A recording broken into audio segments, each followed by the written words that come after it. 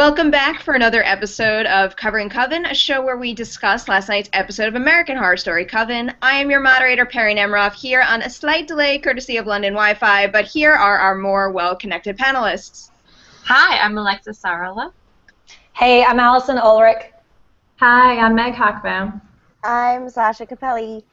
So, Burn Witch Burn functions as the second part of last week's Halloween-themed episode, so we get the conclusion of the zombie invasion at the Academy, the attack on Cordelia, and the result of the Council's investigation. Zoe also finally steps up, Nan risks her life for her crush, and Madame LaLaurie attempts to have a heart. We've got motherhood failures, though, all over the place. Alexis, which mother-daughter relationship stood out to you most? Well, I think it's interesting that they're both in the case of Fiona and Delphine LaLaurie, they're really, they're realizing what terrible, horrible mothers they really were, and they're sort of trying to reform. I don't know if it's possible for either of them because they've done a lot of bad things, but I think the most moving scene this episode was in that when Fiona was wandering the creepy, creepy hospital and then found the stillborn baby and her mother and revived her after, getting the mother to promise to take care of her. I think that was just sort of, so it was such a different light that we saw Fiona in, and the first time we've seen her do something not selfish, basically. This is totally putting a damper on that, but I kind of feel like that baby can't come back to life and be normal and not like Frankenbaby. Right. But I don't think we're going to get to see what happens to it that might be true. Well, we still don't know what happens to Frank and Kyle yet, so maybe they'll meet in another life. Seriously, what is he doing right now? Is he like just out in the streets trick-or-treating? He's just wandering the streets of New Orleans, like figuring things out. I really thought he was going to show up and save Zoe from the zombies, but... I thought that was going to happen versus her picking up the chainsaw and chopping up everybody in like a massive slasher movie marathon. I loved it. So now let's talk a little bit about Myrtle. Is she guilty? Is she innocent? Is she little of both? Sasha, what do you think? I'm pretty convinced it wasn't Myrtle who threw the acid onto Delia, poor Delia, who got the crap beaten out of her yesterday. I feel like Myrtle has some badness to her. She's a witch, and she's on, the panel of witches that decides everybody's fate. So she's got to be a little messed up. But I really don't think she threw the acid onto Delia. I think Fiona just kind of needed that like little push to frame Myrtle, and with Queenie helping, Queenie helping and not even knowing if she was framing an innocent person or a guilty person, that just kind of shows that Queenie's ready to take a dive to the bad side to help Fiona maybe make her point. So I'm not convinced that it was Myrtle in that shroud that threw the acid onto Delia at all. I feel like that's still a mystery. But why does she go along with it? Who, Queenie or Myrtle? Myrtle. She just concedes and is like, yeah, burn me up, like, in 2 seconds. I feel like that was her martyr moment. Like, she kind of had her, like, even, like, and they kind of touch on that, like, in the first episode of the season about, like, a lot of the witches who were burnt at the stake, most of them weren't guilty. They just kind of were burned because that's what everybody was doing. So I feel like, she had her, like, little soliloquy, she had her burn me moment, and that was it. And then when she gets resurrected, it's kind of like, okay, well, now we're going to spit in the face of everybody and like exact our revenge or whatever. So I feel like Myrtle kind of knew what was coming all along, got her her martyr moment, and now she's ready to get back in action. See, the point there with her resurrection, I'm wondering if, since Myrtle does know everything, did she already know about Misty Day and how she can resurrect people? Oh. Right. And so was she thinking, okay, well, I'll just burn. Everybody will think I'm dead, and then I'll have Misty Day come. She'll resurrect me, and then, bam, we'll just reap revenge on everybody that did them wrong, especially Fiona. Yeah, I feel like she kind of, like, had a hint going into the whole burn moment that, like, now she's going to come back with a vengeance, so be ready. Yeah, because how did Misty even know she was over there getting burned? I mean, Misty seemed like she was over in some swampland. Just chilling. I think Misty has like a sense. She can sense when people are dying. I don't know. Because she sensed Kyle when they were doing the revival spell. True. That's true. But as much as I love Frances Conroy, I do think it's a little ridiculous that everybody can get resurrected. I mean, it kind of takes away some of the stakes, right? Like if no one's ever going to legitimately die. Right. Except Emma Roberts' character. She's just getting ripped apart piece by piece. I think she's dead. Well, that's where I'm thinking Frank and Kyle might come back, and she might be sewn back together. I'm not sure. And maybe they'll just be the new Frankenstein couple. They could live happily ever after. So this week we're swapping our quote section to pick and discuss a comment submitted by one of you. If you'd like us to talk about something you found interesting in Burn Witch Burn next week, just submit the topic in the comment section below, and we'll try to get to as many as possible. This week we're revisiting the Minotaur fling to touch on something brought up by Diana Rumley, who asks, is Queenie pregnant with the Minotaur's baby? And now, considering Queenie still hasn't fully recovered from the encounter, and considering American Horror Story has a thing about impregnating characters with monstrous babies, I'm going to answer that with a big fat yes. Alexis, what do you think? Gosh, I don't know. I mean, yeah, it's definitely a possibility. It would be an interesting twist, and maybe that would be the thing that would bring her. She'd have to go see Marie to find out about, how to deal with that.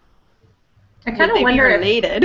I kind of wonder if maybe the fact that she's a voodoo queen would kind of play into that too, because if she's pregnant with this like potentially half Minotaur, half scary freak baby, and she has the power to hurt somebody else, I'm wondering maybe if it's going to take some kind of really weird twist where she ends up trying to like hurt herself or something. I don't know. Yeah, can she hurt her baby inside her? Maybe. I don't know if it's still like in her or connected to her somehow. Can the baby absorb her power and hurt her back? Ooh. Dun, dun, dun. So now it's rapid fire time, where we anticipate what's to come in the next episode. I am curious to see what Kyle's been up to all this time, but I'm much more intrigued with Cordelia's whole situation. She may be blind, but when she touched Hank, she definitely saw something. So I think she's going to be clinically blind, but I do think the incident gave her another type of vision too. Any thoughts on that? Yeah, I feel like because we didn't really get to see what happened with like who Hank is, that like plot line didn't go any further, so I feel like this power has like taken away and given her something extra. So I'm excited to see what happens with her husband and whether or not she calls him out or not, or whether she keeps it kind of like in her little witchy mind. See, I think she's going to call it out, and I'm pretty excited to see this because both of our boring characters till now, Cordelia and Zoe, were fairly boring, and now they just came back. Like, I mean, Zoe stepped it up a notch, and Cordelia is just going to become more exciting now that it looks like she can see what's going on inside people. Like when she grabbed Hank's hand and could see that he just cheated on her. So Meg, what are you looking forward to next week? I was obsessed with the sound of this particular episode, so I want to see that continue. They hadn't really used a lot of popular music in any of the episodes, and then this past one, when Myrtle was marching to her death, they had this sort of seemingly jovial song that's right place, wrong time, Dr. John, who's a New Orleans jazz artist. So I want to see them do that more, because even though it's kind of cheesy and telling of what's to come, it still really emphasized it for me. And then the gruesomeness of all of the like gory, getting eyeballs ripped out scenes was amazing sound design. Oh my God! I'm really hoping they pull that off. All those like even just right from the get with Queenie slashing her throat. And I cannot say that I did not love that chainsaw scene with Zoe. I mean, I'm a big Evil Dead fan, so I was like, "What's up, Ash?" Like, it really excited me. I was like, "This is when American Horror Story uses like tropes that I love." I'm stoked. Although I have to say, with the chainsaw, all the zombies were full of blood, but when Queenie slashed the zombie's throat, it was like dust. Yeah. Dirt or something. So I was like, she should really be covered in that dust or dirt to be, to keep things. But I'm also really excited to find out what happens with Nan and the neighbor boy. There's a love connection there. So now we're going to do a little rapid-fire bonus section. It was just announced that FX is giving American Horror Story the thumbs up for a 4th season. And as much as we all love the characters in Coven, we know what that means. New place, new people. But the place determines the people, so let's do a little brainstorming. Murder House, Coven, and especially Asylum are all partially, if not entirely, set in the past. I personally think it'd be interesting if the 4th season put a high-tech spin on the show.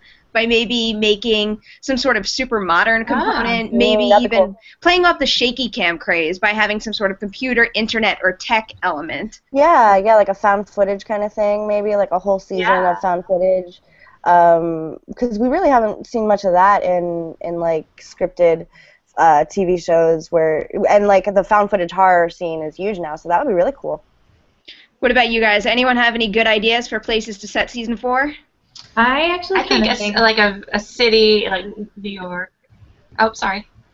Yeah, Sorry. bring it home to New York. I was just kind of thinking when we started talking about this earlier, what if they did something like the California Gold Rush and they did it, placed it in the woods? I mean, once again, it is in the past, but having it in the woods and everybody kind of traveling on the way. I mean, you know, these people in real life went through something. The Donner Party. Yeah, that's You true. say woods, and it makes me think summer camp, though. That'd be a really messed up version. Oh, And yeah, like the summer Friday camp the urban 13th. legends. Yeah. Oh, urban legends would be really good.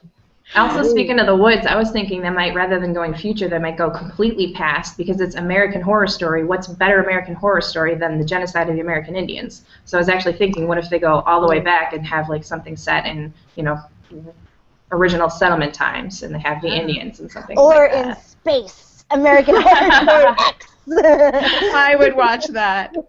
Totally. So that's all the time we've got for this week. Be sure to subscribe to our YouTube channel, Shock Till You Drop. Catch next week's episode of American Horror Story Coven, and then join us to discuss it the day after. There are 8 episodes left this season, and we'll be covering every single one of them. So thanks for joining us, and we will see you next time. Bye. Bye.